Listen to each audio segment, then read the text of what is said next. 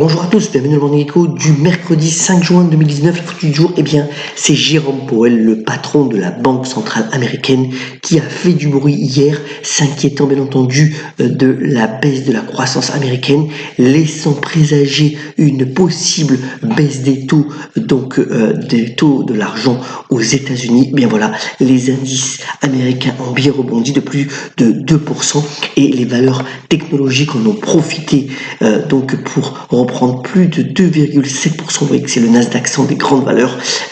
Tout le monde est à la fête. Alors pour le moment, c'est un rebond technique puisque vous voyez que sur un mois, la baisse de ces valeurs est quand même encore de plus de 8%.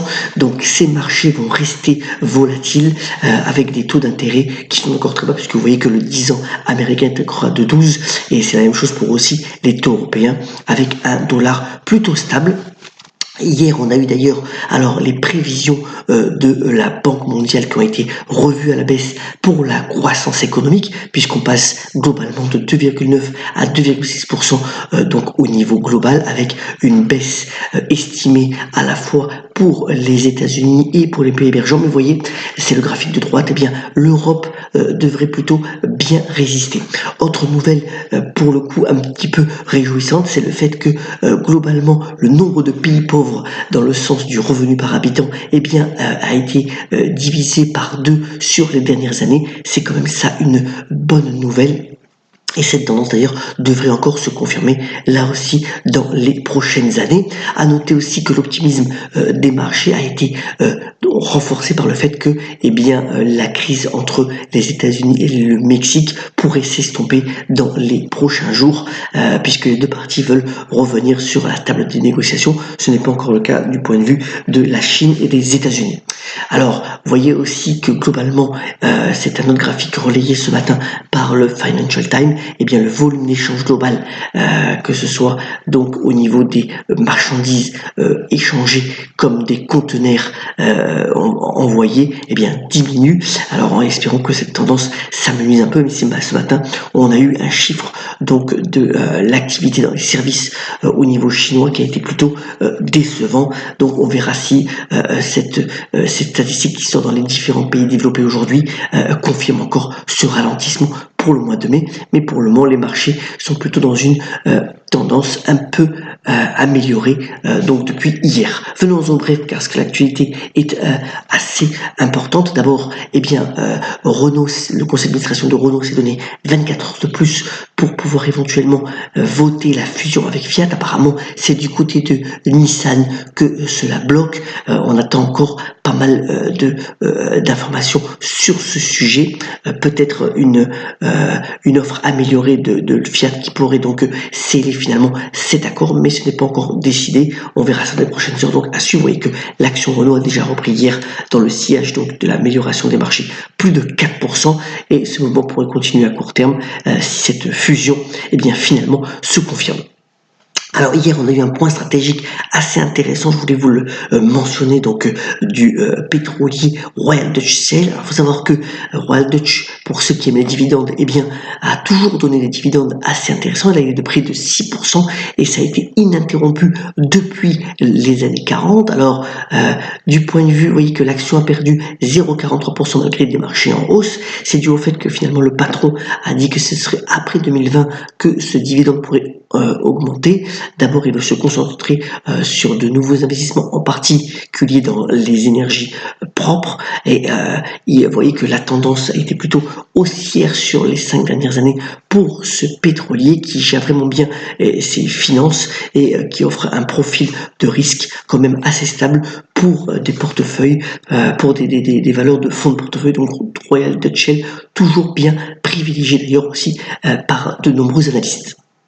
Alors, la privatisation de la Française des Jeux est en marche puisque la loi Pacte a été finalement signée. Ce n'est pas le cas pour Aéroport de Paris dont la privatisation a été remise à plus tard, au calendrier grec si on pourrait dire. Par contre, pour la Française des Jeux, oui, c'est en marche. Vous voyez que la progression du chiffre d'affaires est constante depuis des années, notamment avec la montée en puissance du jeu en ligne.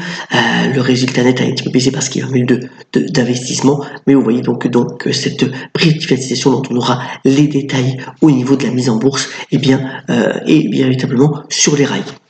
Alors, pas mal d'informations sur les fabricants de jeux traditionnels qui sont quand même à la peine pour Mattel, un peu moins pour Hasbro. D'abord, Mattel a signé un accord global pour distribuer de nombreux produits Hello Kitty et ses amis à partir de 2020. C'est un accord global qui va permettre à Mattel d'être le distributeur exclusif et de faire pas mal de produits dérivés sur ce segment. Sur cette nouvelle, l'action Mattel, qui est quand même assez faible, a repris 11%. Et pour ce qui est de Hasbro, le fabricant distribuait des cartes Magic. Ils vont faire une série pour Netflix. Et vous voyez aussi que cet accord a été plutôt bien accepté, puisque l'action Hasbro a repris aussi 6%. Et ces partenariats fonctionnent bien pour ces fabricants de jeux.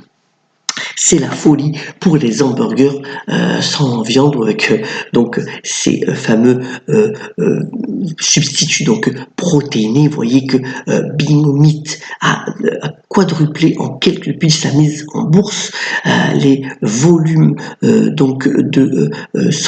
d'hamburgers avec ces viandes protéinées finalement augmentent, puisque ne serait-ce que aujourd'hui c'est 20 000 restaurants aux États-Unis qui le proposent. La production de Beyond Meat a été multipliée par 3 ces derniers mois, et vous voyez, c'est le graphique de droite. Cette demande devrait encore augmenter, et ce phénomène devrait encore se propager à travers l'Europe dans le futur. Et véritablement, la folie et les valorisations sont complètement ahurissantes, mais ce mouvement tend à s'intensifier. C'était le cannabis l'année dernière, là, c'est ces fameuses protéines qui remplacent la viande dans les hamburgers qui font la folie des marchés ces derniers temps. On est mercredi, je voulais vous montrer 2 films qui sortent à l'affiche. Alors, entendu, La Dernière Palme d'Or, qui est un film coréen de Bong Joon-ho, qui a fait un film assez intéressant qui s'appelle Parasite, qui sort sur les écrans avec un humour noir assez glaçant qui décrit la pauvreté de manière assez particulière.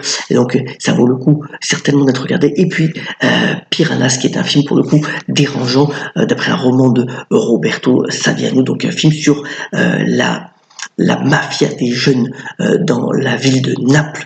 C'est un film assez délicat selon les critiques, qui a remporté lui aussi des prix ces derniers temps, et qui est fait d'ailleurs par des acteurs qui sont pas des acteurs professionnels, et qui lui aussi a rencontré un certain succès de la part des critiques. Puisqu'on parle de cinéma, terminons ce Morning Echo avec la citation du jour. Elle nous vient du grand réalisateur Jacques Demy, qui a notamment dit: à mon sens, la musique renforce aussi bien dans la joie que dans le drame les sentiments. Soyons solidaires comme d'habitude, passons une excellente journée, ayons la pêche, et à demain sur le Morning Echo.